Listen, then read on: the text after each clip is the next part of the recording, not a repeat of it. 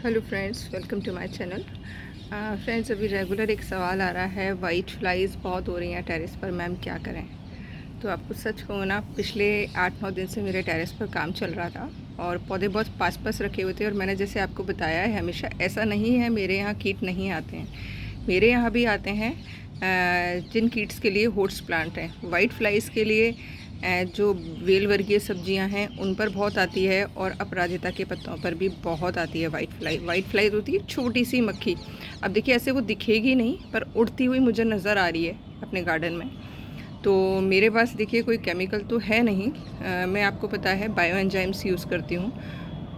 तो अभी मेरे पास कड़वा वाला बायो एंजाइम एलोवेरा का बिल्कुल रेडी है। वो मैं अब लगातार कम से कम 2 या 3 दिन 1 लीटर पानी में 5 ml मिलाकर सारे पत्तों पर, क्योंकि वो मेन होती है पत्तों के नीचे, पत्तों के ऊपर वाइट फ्लाइज नज़र नहीं आती हैं, नहीं आएंगी आपको, पत्तों के नीचे नज़र आएंगी। तो अगर आपके पास स्प्रे बॉटल है तो आप उससे करिएगा, सारे पत्तों को ऊपर उठा कर।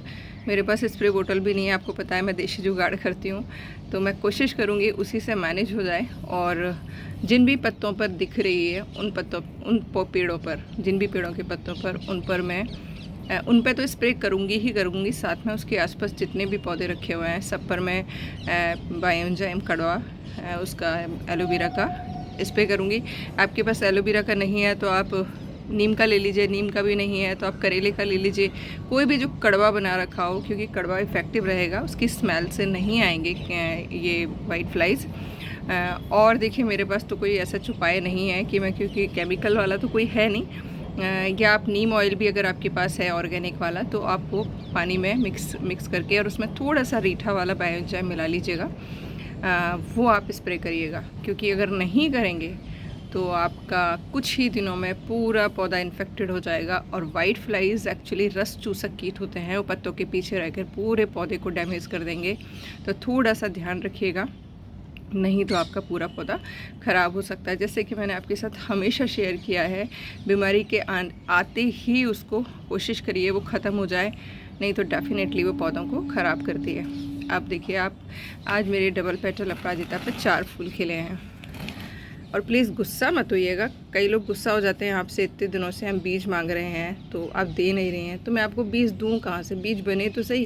पहली बात तो देखिए, स्टार्टिंग में मैं बीज बनाती ही नहीं हूँ, लेकिन कुछ पौधे लाइक डबल पेटल मैं कोशिश कर रही हूँ कि एक भी फूल पे कली बने तो सही, क्योंकि मुझे खुद के लिए भी एक आध बीज चाहिएगा कि सेव कर लूँ मैं। लेकिन अभी तक इस पर रेगुलर फ्लावरिंग हो रही है, एक भी कली नहीं बनी है।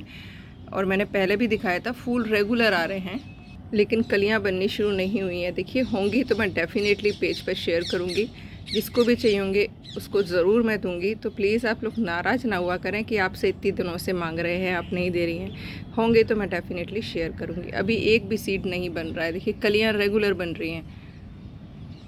और देखिए, अब दिखाती हूँ पुदीने का फूल। मैंने देखिए अपनी लाइफ में पहली बार देखा। धनिए का तो देखा है मैंने, क्योंकि धनिया उगाती हूँ, लेकिन पुदीने का फूल मैंने पहली बार देखा है। एक्चुअली अभी काफ़ी दिनों से इग्नोर हो रखे थे पौधे, तो ये बीच में रखा हुआ था और काफ़ी बड़ा हो गया था, तो आज मैं इसको कट कर रही थी। क्योंकि पुदीने को हमेशा ऊपर से कट करते रहना चाहिए। अगर आप कट नहीं करेंगे तो जो नीचे वाली ब्रांचेस होती हैं वो खाली होते चली जाती हैं, उस पर लगी हुई पत्तियाँ ब्राउन होते ख़राब होते चली जाती हैं, और आपका पौधा जो है ख़राब हो जाता है पुदीने का। तो आप जितना इसको कट करते रहेंगे उतना ही ये बुशी होता जाएगा, क्योंकि इसके हर एक नोड एरिया पे से नई ब्रांच निकलती रहती है। तो जैसे ही देखिए मैंने यहाँ से ऊपर से कट किया, ये 2 नोड एरिया पे से नई ब्रांचेस निकलेंगी और ये बुशी होता जाएगा। तो पुदीना अगर आपके घर में उगा हुआ है तो बस आपको रेगुलर पिंचिंग करते हुए रहना पड़ता है, इसको कट करते रहिए तो आपका पुदीना जो है बुशी होता जाएगा। और उगाना मैंने आपके साथ शेयर किया था, कटिंग से बहुत आसानी से हो जाता है। तो एक आप कटिंग लीजिए अच्छी सी और आप उसी कंटेनर में लगा दीजिए, थोड़े दिनों में डेवलप हो जाएगी। और अब तो वैसे भी बारिशें आने वाली हैं तो बहुत आसानी से डेवलप हो जाएगी। बाकी का पुदीना हार्वेस्ट कर लिया है और ये छोड़ दिया है मैंने, देखते हैं इसके बीज कैसे बनते हैं। अगर मैच्योर होते हैं तो डेफ़िनेटली आप लोगों के साथ शेयर करूँगी कि कैसे बनते हैं ये। तो मैंने आज एक स्टेम छोड़ दिया है, बाकी का सारा हार्वेस्ट कर लिया है।